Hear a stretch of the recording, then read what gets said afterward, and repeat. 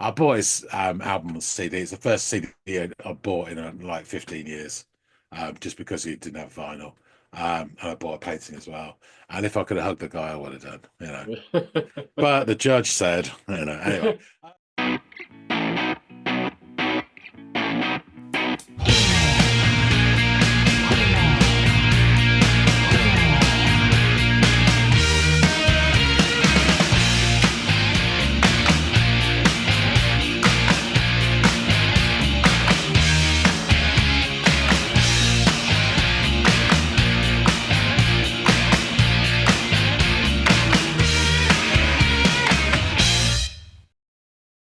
Hey, everybody out there. Welcome back to another episode of the Audiophiles. There's John, this is Andy, and we are going to discuss some music today. We're going to dig into a track, one that John offers up.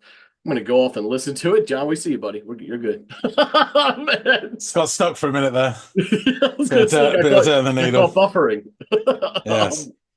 But yeah, when I'm going to go off, give this a listen. I'm going to come back and John and I are going to discuss it. And he's going to kind of school me on it. But first, in order to do that, I'm going to need to know the band and the track. So, John, what do you have in store? The band is The Church. Okay. The track is Block. Block. All right. Um, Okay. Do you know anything about The Church? No, I don't. The name is familiar, but I don't think it's one of those where I've heard of the band, but I've never heard the music. So, You'd have heard one of their songs. oh, really? Well, Yeah. sure. When I come back from the other side, you could tell me which song that is. Fill me It's in. not Bring Your Daughter to the Slaughter. But that's all I'll say. Okay, fair enough. All right, let me scurry off, give this thing a listen. I'll come back and let y'all know what I think. I was down in the city on a miracle street. I flailed like a swimmer through the summer heat. I was waiting for a friend that I needed to meet, and I was hoping she was bringing with her something sweet. And I was hoping for an open little opening, and I suffered for a groovy little happening. But it's all going wrong, just like a singing that song.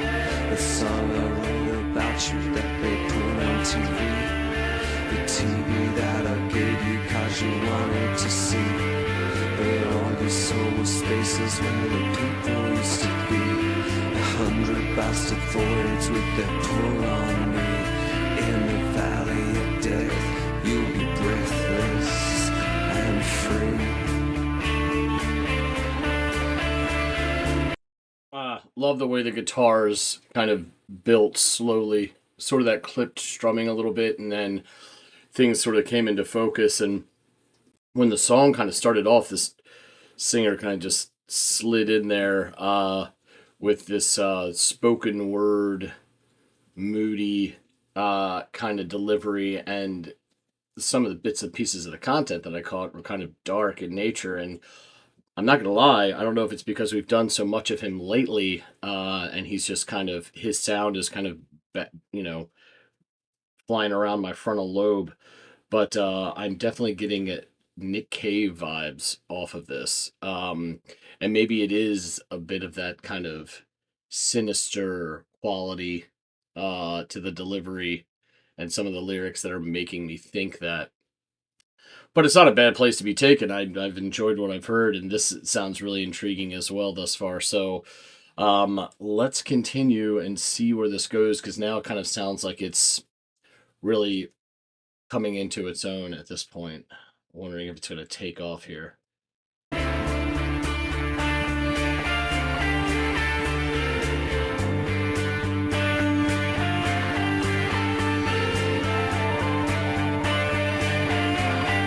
That was interesting.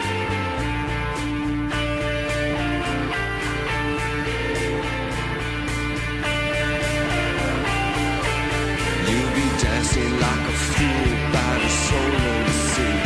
You'll be twitching like a drum in a pharmacy. You'll be swatting at the flies in the pavilion, where the million they just feel a gazillion. The fingernails are all hot a million. When the traffic grinds down to a standstill, and the minor bird was baking at the carrier. You read it already in Hyperion. You read about my trial in the Clarion. A sack full of ashes I've been carrying. When the lights turn green, I dissolve the screen. When the lights turn red, I put the whole thing to bed. Well, I got a fever. I thought I was going to really build into something there. I kind of like that it played with that expectation, though, to be honest with you. I also liked how that second verse was a bit fuller sounding, and sounded like it was the vocals were double tracked, but it sounded like one of the tracks of vocals was provided by another individual rather than it just being the lead singer providing a double tracked vocal of his lyrics. Yeah, this is really cool, and it's building mood and a slight bit of tension, especially when you're expecting something to hit and it hasn't yet. It's kind of toying with the listener a little bit in that regard, kind of like a little like cat and mouse sort of situation. And I'm feeling fainter. I'm a dim receiver. I'm a cold wall painter. If you can just hold still, I will. That acoustic guitar sounds so pretty. So beautiful.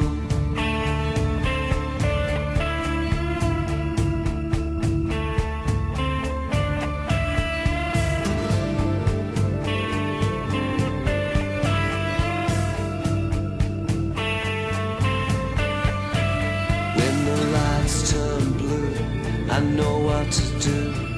I'll drown my tomorrows in an ocean or two. And the pretty little things with their magnets and rings, blooming like a flower through a series of springs. Thank you, fate, and the freight that she brings. Thank you, Fortuna, and the sun that she sings. Thank you to my manager for letting me live. Thank you to my friends, and the friends that you're with.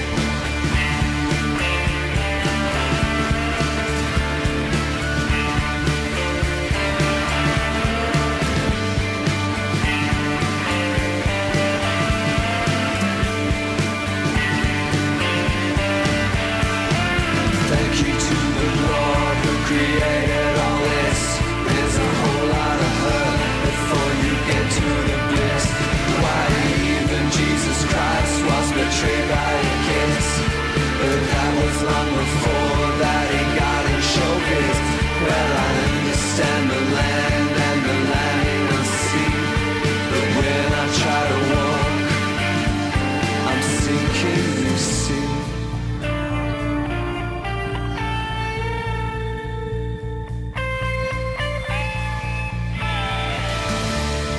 So I got a fever, and I'm feeling fainter.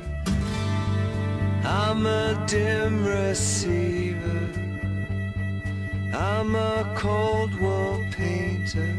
If you could just hold still, I will make you all so beautiful.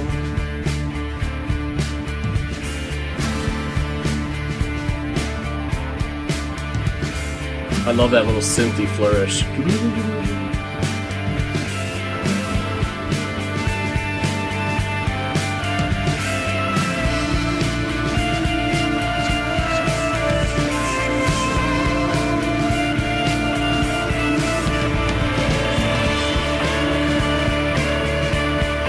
Oh, that guitar.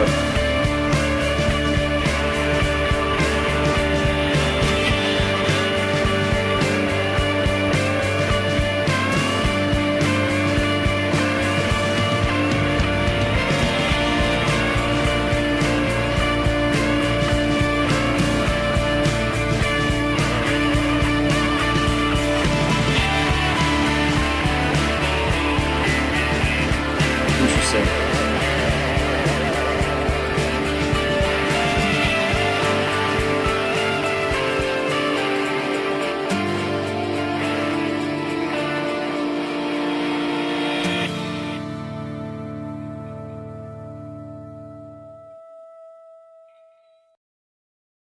Wow.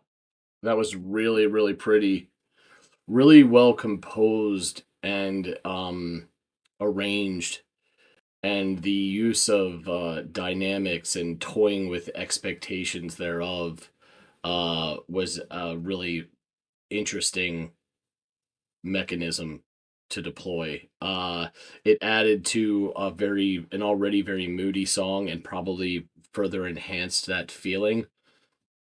All of the guitars in this were great and they did their part, whether it was the clipped kind of just rhythmic chugging sort of below the surface or that lush kind of hollow acoustic sound that was provided, and the melodic, sort of runs that the guitar would go on, as well as that awesome epic lead at the end. Yeah, the strings were fabulous as well. All of this was really pretty, haunting, um, and like I said, very, very moody. And the lyrics, what few I caught, were very, very interesting. I think I even caught one that I thought John had mentioned before, in his one of his little intros that he does. Something about Jesus Christ being fooled or betrayed by a kiss or something like that. For some reason, when he delivered that line, I had like a flashback of John saying that in the intro of one of our episodes. I don't know if I'm mistaken or if that's where I heard it, but I'm inclined to think that it is. Yeah, I really enjoyed kind of this dark, darker kind of sound that they had going on here. If the palette for this song would be shades of gray, darker gray. Um, and I found that really intriguing, and the music was just beautiful. Everybody did their part and did it really well. Um, I'm usually not a big fan of kind of like these more spoken word type songs when that's the kind of delivery that's used. But for this, in this way, it sounded interesting, almost like marching, like you're marching along, and these are the words that you say because they were rhythmic in how they were administered throughout the track. Yeah, I really, really, really enjoyed this song. Um, and I'd be interested to learn more about it. And in order to do that, we're going to have to return to John. Father Dick Byrne, he's back. So you've had a listen to Block by The Church. What do you reckon? Well, I enjoyed this. It actually reminded me of some stuff recently that we've listened to, just given the mood and sort of the soundscape of the song. And it was almost instantaneous, honestly. And you're probably going to take issue with this, but like it starts and the singer sort of comes sliding into frame with his delivery, and we're only a few seconds into this. I'm already, for whatever reason, getting like Nick Cave-esque vibes from this sort of atmosphere. And I don't know, there's sort of this detached, disassociated vocal delivery Right. that is always kind of like uneasy or whatever, and maybe even like shades of sinister. And I've come to expect that from some of, I think, Nick Cave's stuff in the past. I think that's why I'm making the correlation. Um, and yeah, so these spoken word vocals are backed up by sort of this clipped guitar strumming that is accented at the end of every repetition with a clear higher note being struck. And there's also a little bit of what sounds like hi-hat work being peppered in as well. And as this bit progresses, the music comes more into focus and increases in volume as the singer's voice sounds like it is even more disassociated or disconnected, which makes it again unnerving. So the verse hits the last line, which gives the same vibe as the voice delivering them when the singer says, "In the valley of death, you'll be breathless and free." Again, kind of an unnerving. The lyrics are matching the delivery here, I'll say that. And after this, the music presses forward without vocals, and it's spacious sounding. Though at one point around the 110 mark, there appears these interesting series of like synthy sounds, like these flutters. I could describe them as being like akin to carbonated bubbles that rise to the surface of a glass.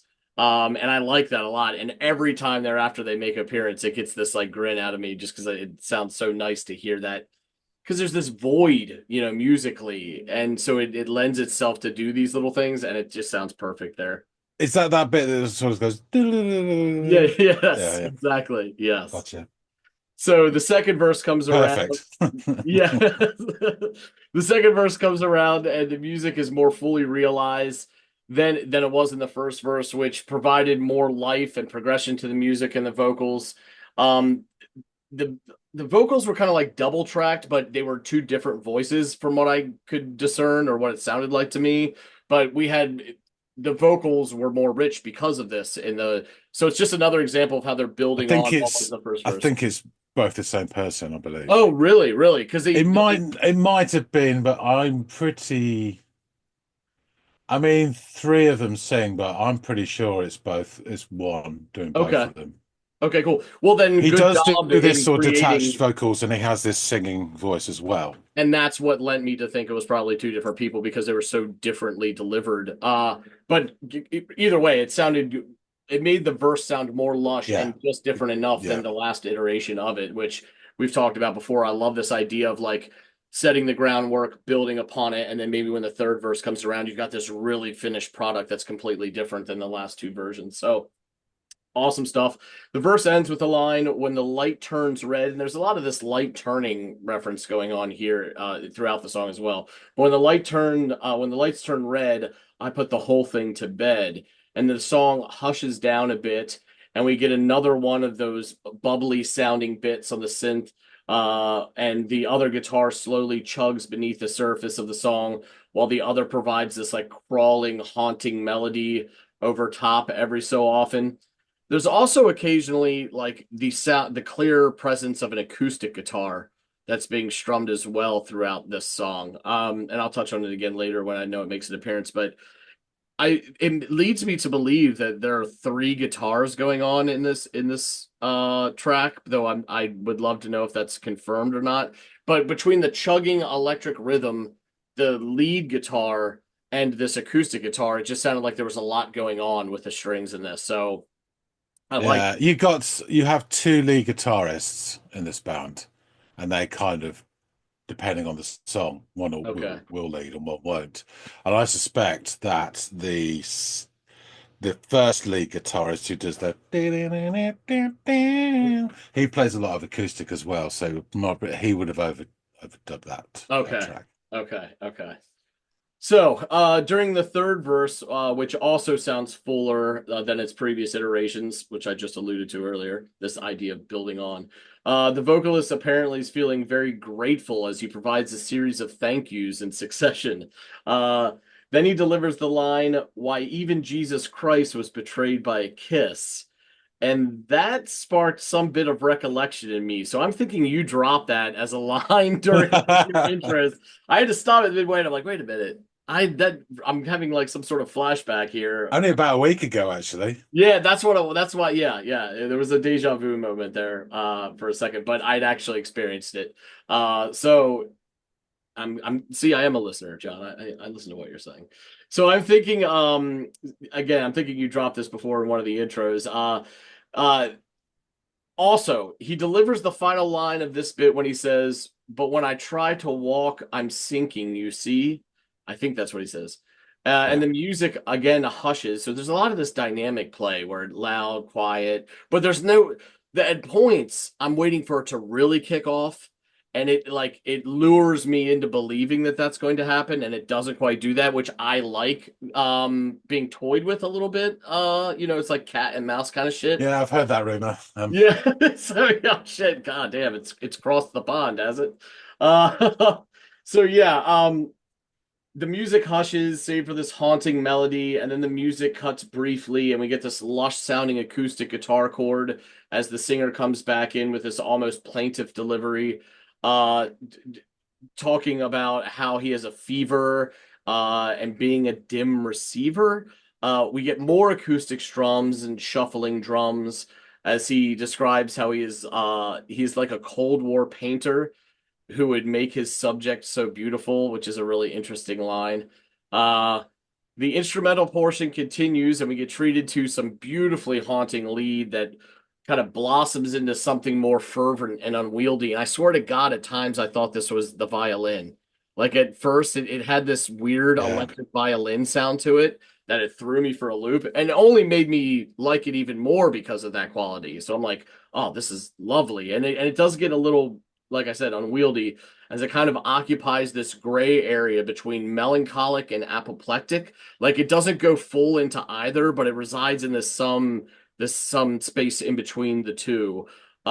And the song winds its way down to the strum of the acoustic and the resonance to complete like the song as a whole. And I love the moodiness of the song and the instrumentation and the arrangements. They were both superb.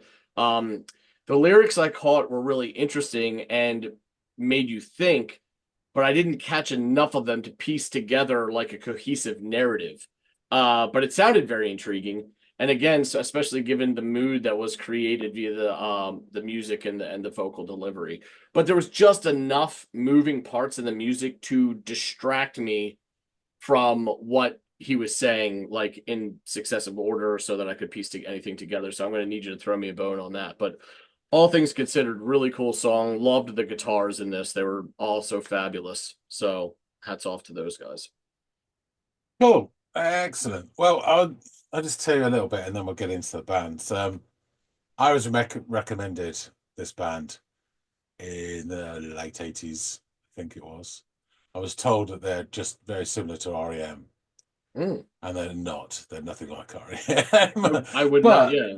they were cool. And they started off as a kind of new wavy indie rock band, and their sort of neo psychedelia sort of kicked in later and later, and they're almost I dream was pop gonna and then ask if there post was rock. a dash of, and I know you don't like this word, but a dash of prog in there, and I think it's more the psychedelia stuff that Yeah, you yeah. described, where they are starting to do different, and it's not so like cookie cutter new wave or whatever. Yeah, I mean, I've got all of their first albums up to this one on vinyl, and I've got two or three Steve Kilbey stuff, and also Peter Kopp's and Marty Wilson Piper. So all of their solo stuff, I've got some of theirs. After this album, it's harder to get their stuff on vinyl. It Uh, kind of dipped in terms of popularity. So, Australian band. oh, There's your little similarity with Nick Cave. Formed in Sydney in 1980. New wave, neo psychedelia, indie rock, later alt rock, dream pop, and post rock. So Steve Kilbey, the very wonderful Steve Kilbey, more on him later. Lead vocals, bass guitar, keyboards, guitar. Peter Kopp's guitars, keyboards, bass guitar, backing vocals. This is for like the whole album, so not just this track. mhm. Um, Tim Poles, drums, percussion, backing vocals. He actually joined in 1994. And Marty Wilson Piper, guitars, bass guitar, backing vocals. They all do multiple instruments. But basically, Steve does bass and sings. Peter and Marty do the nice guitars and Tim drums. So original drummer Nick Ward was on the debut album Skins and Hearts, and he left. And then it was Richard Plug in 1981 through to 1990, and then this guy. Um, just They are an Australian band, clearly, and when you hear Steve Kilbey speak, you're all right, mate. But Steve Kilbey was born in Welland Garden City, England, and he moved to Australia at the age of 5. And then they asked him, he said, with his parents. Well, he didn't fucking go on his own at the age of 5, did he? Twat. But anyway, Well, you hit the age of 5, and sometimes you want to spread your wings and get... just popping down the shots for some fags, and then you never see him again. Uh, Marty Wilson Piper was born in Stockport, England, and moved to Australia in April 1980. He saw a very early church gig and joined the band in May 1980. So he was in the country for less than a month and he joined the band. And it was literally, I think, 2 days before his 22nd birthday. So cool. This is the opening track from their album Uninvited, Like the Clouds. From 2000, great title, from 2006. It's their 20th studio album. All Music gave it 4 stars, calling it a bloated, beautiful, unsettling storm of a record with everything an adoring fan could want and all the ammunition a detractor could carry. So they do what they do, is what he's saying. And either you love it or you hate it. The Sydney Morning Herald said it is a summation of 26 years, drawing from all of the elements with sure rather than desperate hands. It is the kind of collection that warm the hearts of those for whom the 1980s and early 90s remain the golden years of the church. It should not be read as an indication the band has retrofitted its career. There you go. So I'll get into the lyrics in a little bit more about it because I've got a feeling, yeah, I'm going to give you some more church, some of the early stuff, and then you'll be quite amazed with the contrast as well. Yeah. Okay. And it's funny. It's quite dated, but cool. All right. I'm not really building it up very well, am I? But anyway, bits of lyrics. I was down in the city on a miracle street. I flailed like a swimmer through the summer heat. I was waiting for a friend that I needed to meet. And I was hoping she was bringing with her something sweet. And I was hoping for a open little opening. And I suffer for a groovy little happening. But it's all going wrong, just like I sing in that song. The song I wrote about you that they put on TV. The TV I gave you because you wanted to see. But all you saw were spaces where the people used to be. The 100 bastard voids with their pull on me. In the valley of death, you'll be breathless and free. You'll be dancing like a fool by the solar sea. You'll be twitching like a drunk in a pharmacy. You'll be swatting at the flies in the papillion, where the millionaire just blew a gazillion. Fingernails are all hot vermilion, when the traffic grinds down to a standstillion, and the minor birds are breaking at the carrion, and you read it already in Hyperion, and you read about my trial in the Clarion, a sack full of ashes I've been carrying. When the light turns green, I dissolve the screen. When the lights turn red, I put the whole thing to bed. Well, I got a fever, and I'm feeling fainter. I'm a dim receiver, I'm a Cold War painter. If you can just hold still, I will make you all so beautiful. Anyway, when the lights turn blue, I know what to do. I drown my tomorrows in an ocean or two, and the pretty little things with their magnets and ruse, blooming like a flower through a series of springs. Thank you, fate, and the freight that she brings. Thank you, Fortuna, and the song that she sings. Thank you to my manager for letting me live. Thank you to my friends and the friends that you're with. Thank you to the Lord who created all this. There's a whole lot of hurt before you get to the bliss. Why, even Jesus Christ was betrayed by a kiss, but that was long before that he got in showbiz. Well, I understand the land, and the land ain't no sea, but when I try to walk, I'm sinking, you see. So I got a fever, and I'm feeling fainter. I'm a dim receiver. I'm a Cold War painter. If you can, just hold still. I will make you all so beautiful. Jam to the end. There you go. Cool. I think this song is a sort of a kind of summation of various things. There's little bits in there about his habit, waiting for a friend with some sweet stuff and all Yeah. that. Yeah. His trial as well, but it's also a bit about philosophy as well, what he thinks of things, and the progression of his life and his career as well. He is a painter. So it's interesting he calls himself a Cold War painter. Mm-hmm. I was looking earlier, somewhere in my stack over there, I have got a painting by him, which I bought at a gig. And it's a painting of Jim Morrison. And it's just really cool. And I should have fucking got it ready, and I didn't. And God knows where it is. So I won't attempt it. There you go. Well, if I find it before I edit this, I'll take a picture and slap it in here.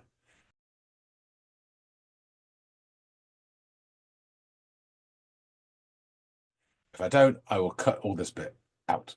Anyway. So yeah, it's a really cool and interesting. I'm just going to focus on Steve Kilbey for a bit because it's really interesting. He is a producer, poet, and a painter, as well as songwriter. As of 2020, Kilbey has over 1,000 original songs registered with Australian Copyright Agency, Australasia Performing Right Association. That's a lot. Prior to the release of the Church's 21st album, Kilby spoke about his prolific body of work. He said, "Just because I've been writing that many songs, which was 750 at the time, so even he's done like 250 in the last couple of years, it doesn't mean anything. But imagine if you were having an operation on your brain and a 60-year-old surgeon walked into theatre, you think, I'm in safe hands. He's been doing this all his life and he's very good at it. I Yeah. think I've become very good at pulling lyrics and melodies out of the air. Melodies aren't always my strong point. On a lot of Church's early records, the melodies weren't as elaborate as what I'm doing now. In the last few years, I think I'm tapping into something, ... It's like I'm tapping into the collective human subconscious." Kilby has stated that he wrote most of his songs while under the influence of marijuana, as it helps him cope with his Asperger's syndrome / autism. Pot allows my mind to do the things it wants to do, which is freely associate, he said.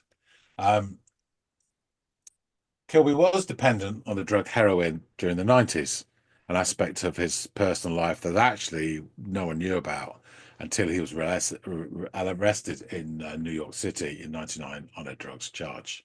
And then it all came out. In an interview, he explained that he was introduced to the drug by Grant McCullen.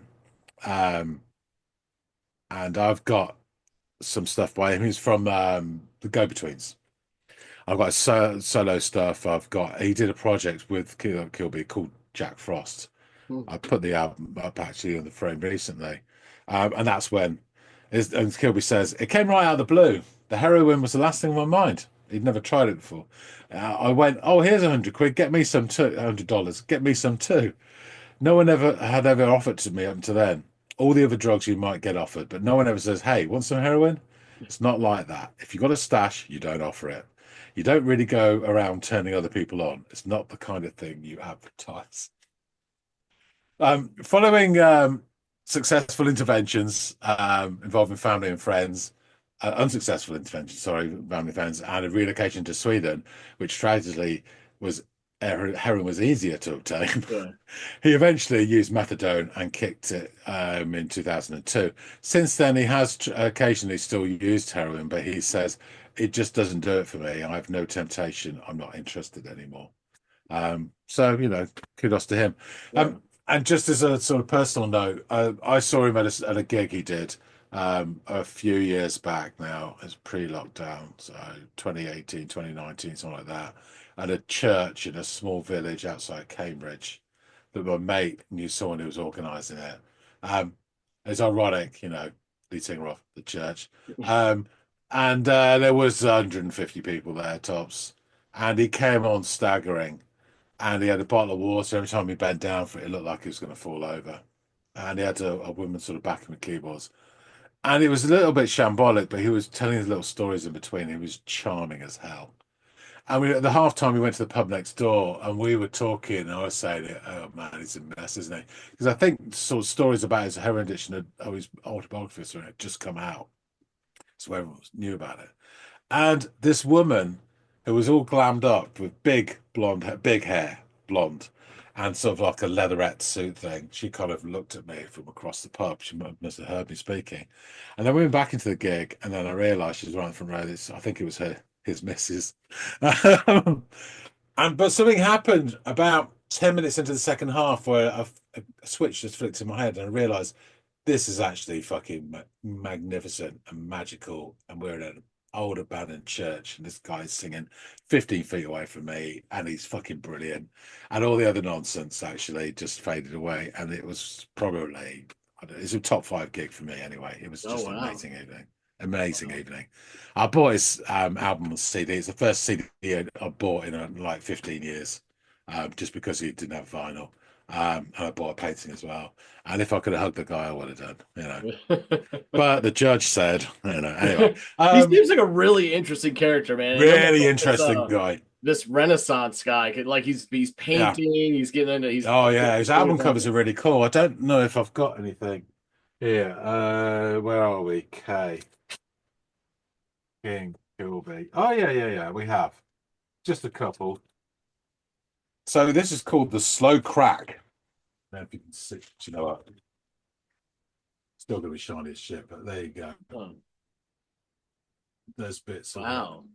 No, that's Yeah, amazing. really detailed. I think you probably get an idea there as well. Really cool Yeah. stuff. There's another one. I don't know where the hell that is. I must have been listening to it. Can't find it. There's his first solo album, Unearthed, and they did one called Earth as well, which is all instrumental. That's typical 80s looking. Yeah, for Yeah. sure. He's a great guy, and actually, so is Marty Wilson Piper as well. Really interesting. Just to sort of fill you in, I'll probably do more church and I'll give you more story about the band. But Yeah. Marty Wilson Piper left the band in 2013. Peter Copes left in 2019. But the band has still continued with Steve Kilby's leadership. And the church has since released another 6 albums since this track and this album, with Ezros Zeta and the Perfumed Guitars, which came out in March this year. That's her latest album. I've not Wow. listened to it yet, but what a title. So yeah, really interesting band. Their early stuff is great as well. There is a song called Under the Milky Way, which you probably have heard. Hmm. The guitar solo sounds like bagpipes. Okay. Yeah, I'll play it to you and you're like, yeah, I've heard Okay. this. Yeah. But anyway, I will wrap things up. And say thank you for listening to the church. Thank you for blog. offering this up and schooling me. It's not their best song, but it really pleasantly surprised me how good it is for their later stuff. Do you know what I mean? Mm-hmm. So, I think it was a really cool one as well. It's a bit different, bits of this, like, Yeah, I dug it. psychedelic, stuff. Cool, folks out there. There must be some fans of the church, please. I used to have a church tour T-shirt which I wore down the pub, and I'm the only person who. And people used to come and say, "How the hell did you get that?" But I told them I went to every gig. So yeah, folks, that tell us what you think about this track. This album, it's a decent album actually. I really enjoyed it. It's not quite up there with Blur Crusade, but different times, different, and Priest Equals Aura is a great album as well. And Starfish. Yeah. So tell us what you think. Hit the like button if you like this. If you haven't subscribed already, please do. And you could be too serenaded by an ex-member of the church if we could arrange it. Subject to status and terms and conditions are available on somebody else's website. That being said, thanks again so much for watching, and we'll see all of you in the next episode of the Audiophiles. See you later, guys.